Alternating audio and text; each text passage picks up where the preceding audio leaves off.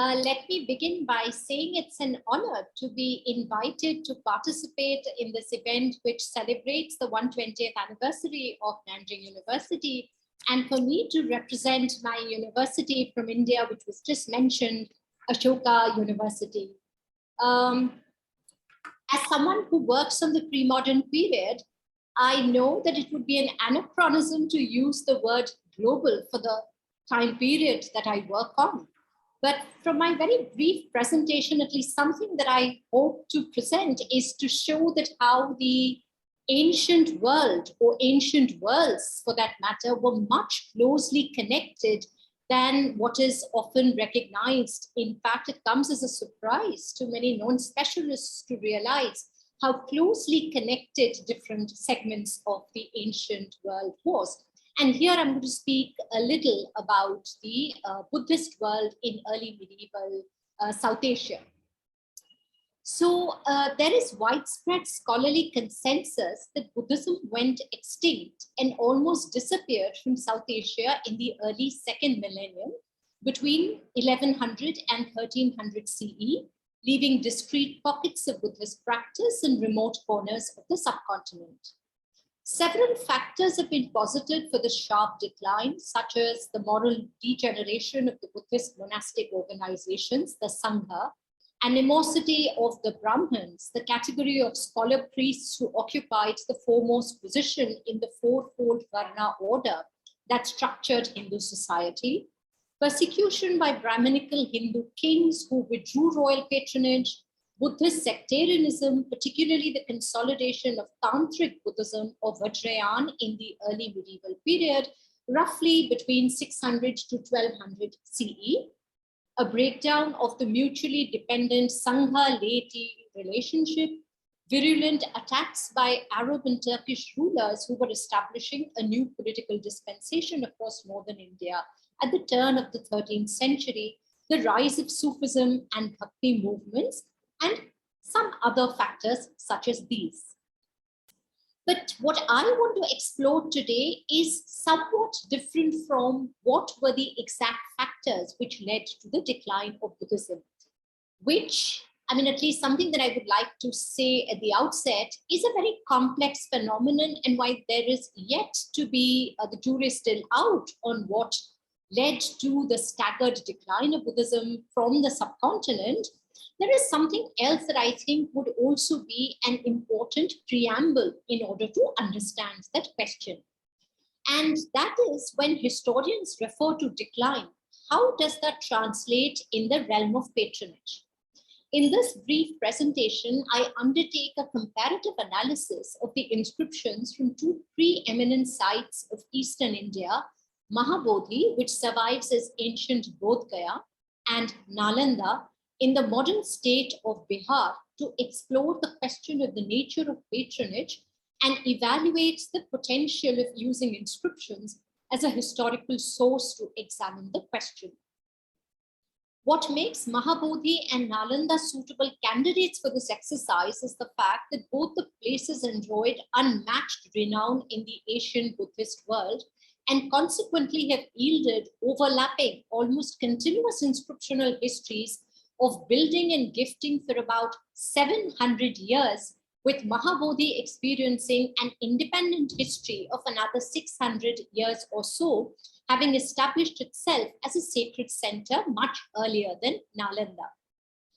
While Mahabodhi was the place where the founder of Buddhism, Gautam Buddha, was believed to have attained enlightenment seated as he was on the diamond throne, or Vajrasana, in the 5th century BCE, and it was regarded as a site where all future Buddhas were to attain enlightenment,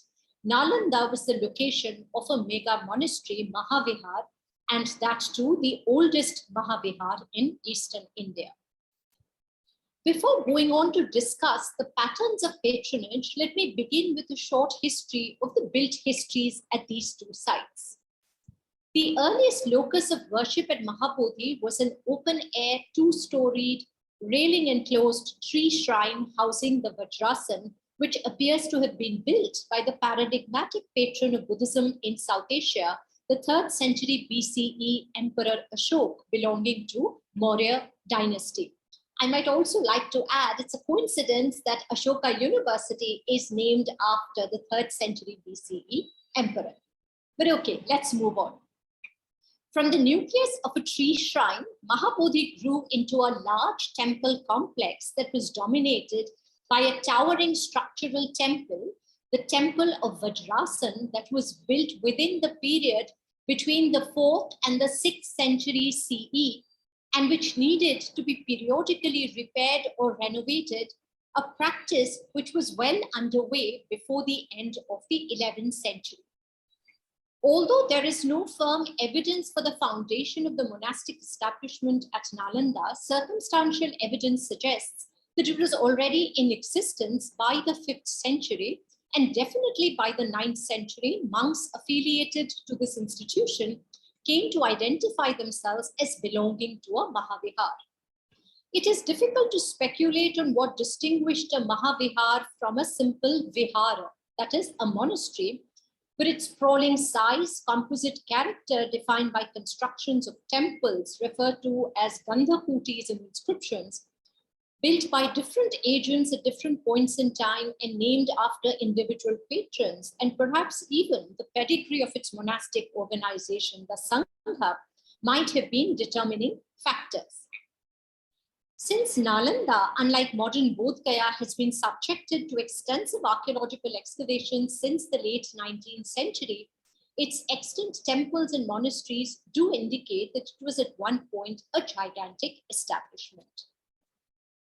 In their long life histories, both Mahabodhi and Nalanda was sustained by the patronage of monks and the laity, the latter, which is the laity, including both royal and non-royal donors, all of whom earned spiritual merit or punya by building shrines, gifting land, and installing images of the Buddha and other Buddhist deities.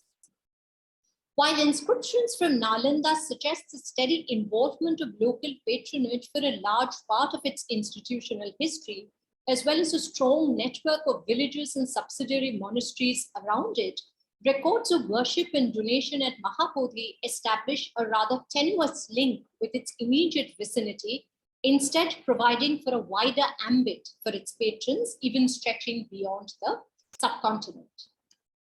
Let me elaborate on the comparative character of local and translocal patronage at the two sites.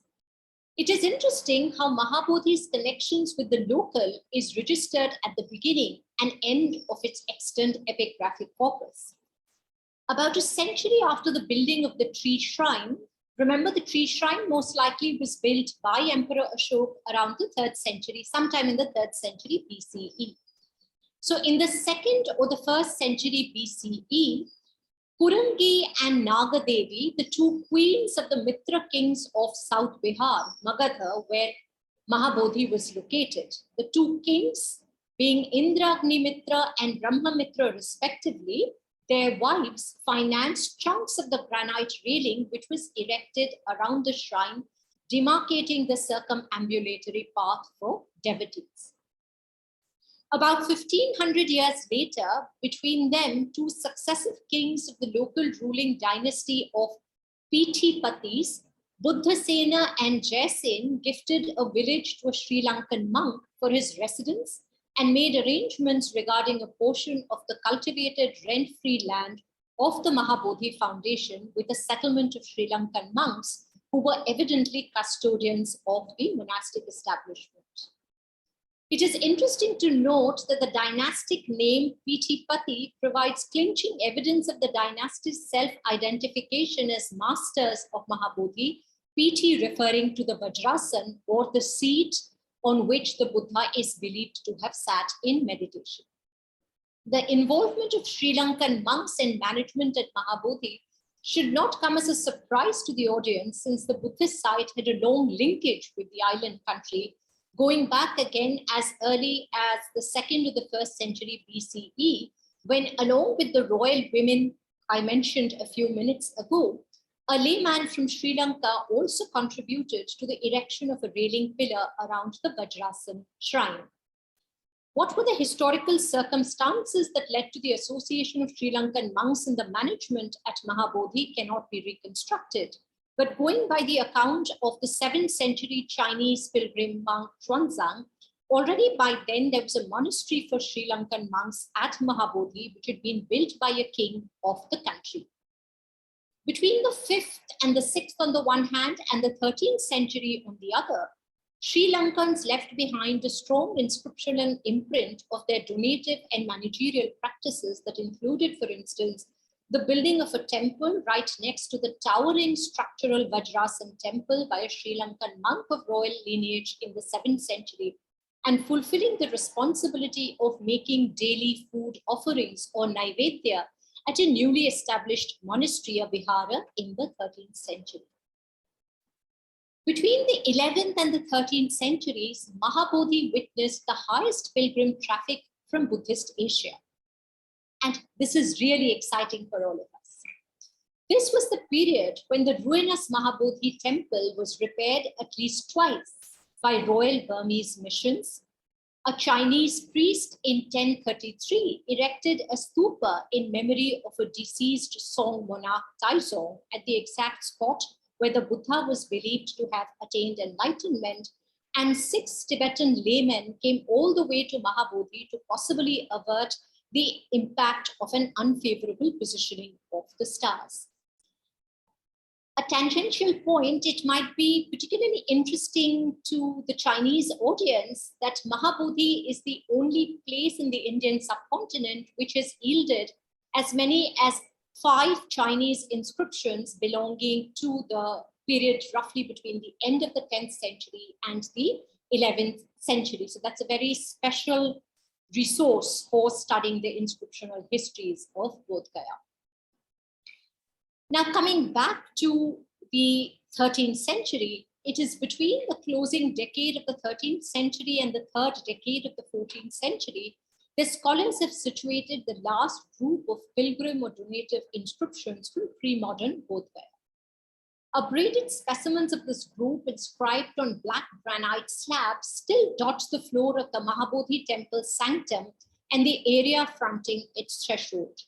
Many such paving stone inscriptions are accompanied by beautiful line drawings of figures kneeling in devotion with folded hands and sometimes clutching offerings such as flowers, incense, or bodhi leaves, closely resembling the depiction of donors and devotees on the pedestals of contemporary Pal period sculpture from Eastern India and executed in the tradition of illustrated manuscripts from the same region in the subcontinent.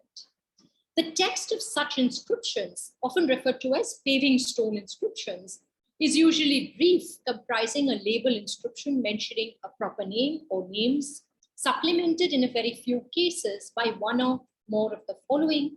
the individual's place of origin, title, date, and expression of adoration to the Mahabodhi image, and the question of the transfer of merit. Now, Mahabodhi had clearly passed its prime after the 13th century. The number of donative inscriptions dwindled sharply after the 13th and the 14th century, and the pilgrim whose record is the latest surviving pre-modern inscription came from a hilly terrain referred to in Sanskrit as Parvatad Agat, perhaps from the northwestern part of the subcontinent in the 15th or the 16th century.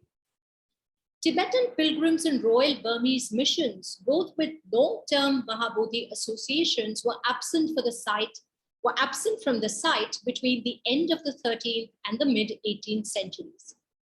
What transpired at Mahabodhi between the end of the 13th and the end of the 16th centuries is far from clear, but what is certain is that in 1590, when a wandering ascetic named Gosai Ghamandagiri, the first in the line of later Shaiva Mahants or heads of the monastic order, Shaiva being a particular sectarian affiliation of the broad umbrella we identify as Hinduism today. So when a Shaiva Mahant set up a base at the site, he found it deserted. It seems likely that with the setting in of a generally disturbed environment, whose exact character and causes remain uncertain, it became difficult for Asian Buddhist devotees to frequent Mahabodhi, who then devised the ingenious idea of metaphorically transporting the Mahabodhi temple and in some instances, the entire complex at Mahabodhi closer home. This probably explains the construction of 7 large-scale recreations of the Mahabodhi temple in places such as Myanmar, Thailand, Nepal, and China between the early 13th and the 18th centuries. So let me now turn to the inscriptional history of patronage at Nalanda, the other site of trans-regional renown. The discovery of inscribed royal seals, mostly fragmentary from excavations, establishes that Nalanda enjoyed continuous patronage of kings of northern and eastern India between the last quarter of the 5th century onwards till the 9th century, including that of the kings of the Gupta dynasty, who established a large trans-regional empire between the 4th and the 6th century CE. The patronage appears to have taken the form of transfer of tax-free land in perpetuity, a strategy adopted by rulers of South Asia from early century CE. Nalanda continued to be a beneficiary of royal donations during the reigns of 2 early kings of the Pal dynasty, whose domain encompassed both Mahabodhi and Nalanda, roughly in the period between the 8th and the 12th century CE. Of these, the bestowal of 5 villages on Nalanda in the 9th century is unique in the history of endowments in pre-modern South Asia, since this was a joint donation between the Pal king Devapal and Balaputra Deva, the Shailendra ruler of Suvarnadvipa, a kingdom in Southeast Asia, which was directed at a monastery or a vihar, which Balaputra Deva had built at Nalanda. After this noteworthy donation, the joint donation, there is no further inscriptional record of royal gifting at Nalanda for reasons that remain unknown. Instead, it was a combination of ordinary laymen, such as a stone cutter, the son of a scribe, and some of whom definitely came from the contiguous areas, along with individual monks who set up Buddhist images and consecrated miniature stupas at the site over the next 300 years. This major shift in the character of patronage needs to be noted, since it proves that at least at Nalanda, the withdrawal of royal support did not result in the collapse of Buddhist worship. Thus, having provided a broad overview of the picture of Buddhist patronage that emerges from inscriptions at Mahabodhi and Nalanda, I would like to conclude with a cautionary note about using inscriptional sources for investigating a comprehensive history of patronage. And this has to do with how epigraphs have documented only a slice of what would have been a very dynamic and rather complex histories of patronage at these 2 places of Asian Buddhist significance. Epigraphs are almost oblivious to the development of a cult around the ritualized worship of Mahayana Buddhist texts in Buddhist monasteries of the Bihar and Bengal region, particularly Nalanda, between the 10th and the 13th century. Although written texts had always been held sacred in the Buddhist tradition and across Asia for being embodiments of the Buddha's dharma, their potency now came to approximate that of sacred objects such as stupas and images of deities that we had been talking about so far. The popularity of the Buddhist book cult in early medieval Eastern India can also be inferred from ubiquitous finds of horizontal, rectangular stone panels from Mahabodhi, which portray a scene of worship centering around a manuscript on a stand, officiated by a seated monk and witnessed by kneeling lay devotees. So remember, references to the efflorescence of the book cult are missing from the inscriptional records of Mahabodhi and Nalanda. Thank you.